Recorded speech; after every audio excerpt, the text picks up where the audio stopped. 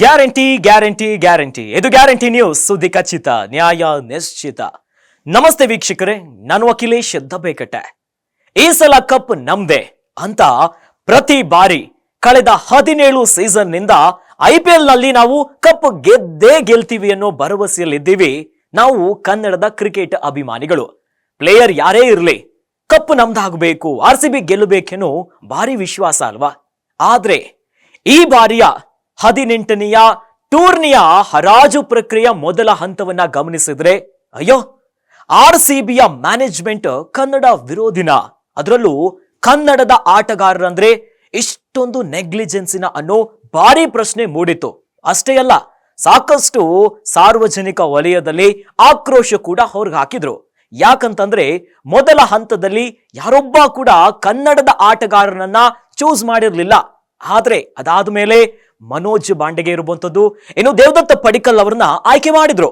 ಆದ್ರೆ RCB management ನಡೆ ಒಂದಿಷ್ಟು ಅನುಮಾನಗಳನ್ನ ಹುಟ್ಟು ಹಾಕ್ತಾ ಇದೆ.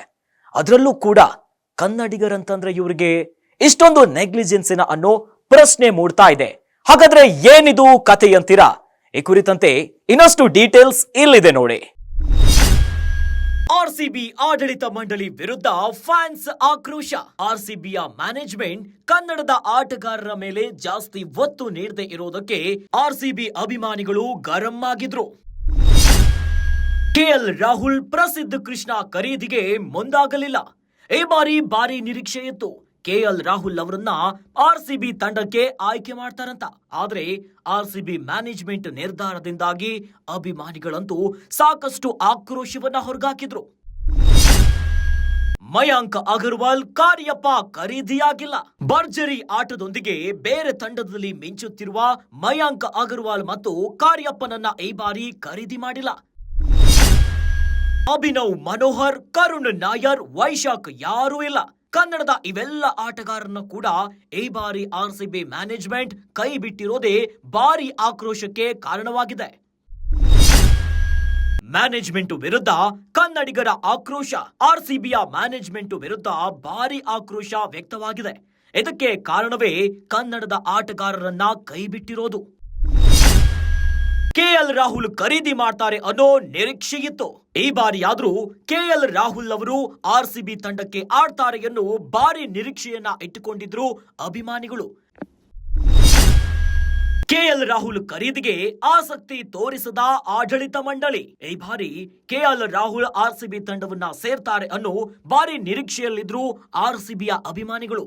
ಆದ್ರೆ RCB ಆಡಳಿತ ಮಂಡಳಿ KL ರಾಹುಲ್ ಅವರನ್ನ ಖರೀದಿ ಮಾಡುವಲ್ಲಿ ವಿಫಲ ಆಗಿದೆ.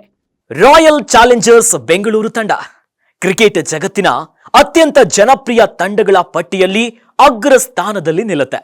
ಕಳೆದ 17 IPL ಟೂರ್ನಿಯಲ್ಲಿ ಪಾಲ್ಗೊಂಡಿದ್ರು. IPL ನಲ್ಲಿ RCB ಮಾತ್ರ ಕಪ್ ಅನ್ನ ಗೆಲ್ಲೋದಿಕ್ಕೆ ಆಗಲೇ ಇಲ್ಲ. ಇದೀಗ RCB ತಂಡವು 18ನೇ ಆವೃತ್ತಿಯ IPL ಟೂರ್ನಿಗೆ ಸಜ್ಜಾಗ್ತಾ ಇದೆ.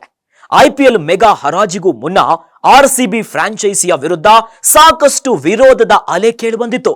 ಅದಕ್ಕೆ ಮುಖ್ಯ ಕಾರಣವೇ ಈ ಬಾರಿ RCB ತಂಡದಲ್ಲಿ ಕನ್ನಡದ ಆಟಗಾರರು ಇರಲ್ವಾ ಅನ್ನೋ ವಿಚಾರಕ್ಕೆ. RCBಯ ಇತಿಹಾಸದ ಪುಟವನ್ನ ತೆರೆದು ನೋಡಿದ್ರೆ, RCB ಶುರುವಾದಾಗ ರಾಹುಲ್ ದ್ರಾವಿಡ್ ಕ್ಯಾಪ್ಟನ್ ಆಗಿದ್ರು. ನಂತರ ಅನಿಲ್ ಕುಂಬ್ಳೆ ನಾಯಕತ್ವದಲ್ಲಿ ಫೈನಲ್ಗೂ ಗೇರಿತ್ತು. ಆದ್ರೂ ದ್ರಾವಿಡ್ ಮತ್ತು ಕುಂಬ್ಳೆಯವರನ್ನ ಉಳಿಸಿಕೊಳ್ಳೋದ್ರಲ್ಲಿ RCB ವಿಫಲ ಆಯಿತು. ಅದಾದ ನಂತರ ರಾಹುಲ್, ಮಯಾಂಕ್, ಮನೀಶ್ ಪಾಂಡೆ, ರಾಬಿನ್ ಉತ್ತಪ್ಪ, ಪ್ರಸಿದ್ಧ ಕೃಷ್ಣ, ಇನ್ನು ವೈಶಾಖ್, ಅಭಿನವ್ ಮೊದಲಾದವರೆಲ್ಲ ತಂಡದಲ್ಲಿ ಉಳಿಸಿಕೊಳ್ಳಲಿಲ್ಲ.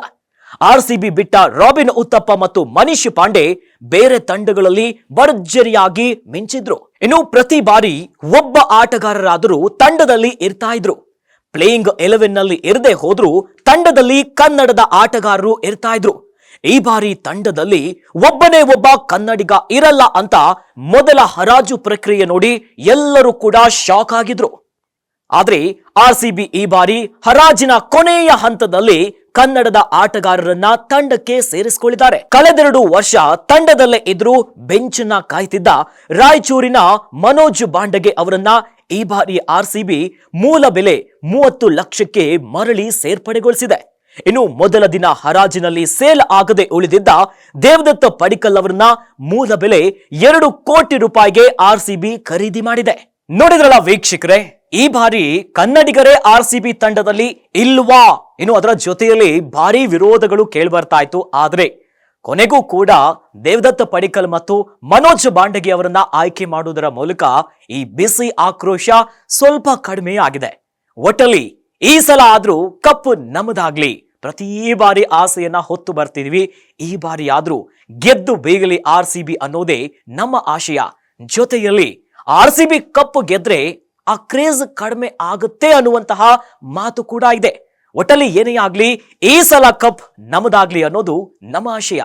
ಇನ್ನಷ್ಟು ಸುದ್ದಿಗಳಿಗಾಗಿ ನೋಡ್ತಾ ಇರಿ ಗ್ಯಾರಂಟಿ ನ್ಯೂಸ್. ಗ್ಯಾರಂಟಿ ನ್ಯೂಸ್, ಸುದ್ದಿ ಖಚಿತ, ನ್ಯಾಯ ನಿಶ್ಚಿತ.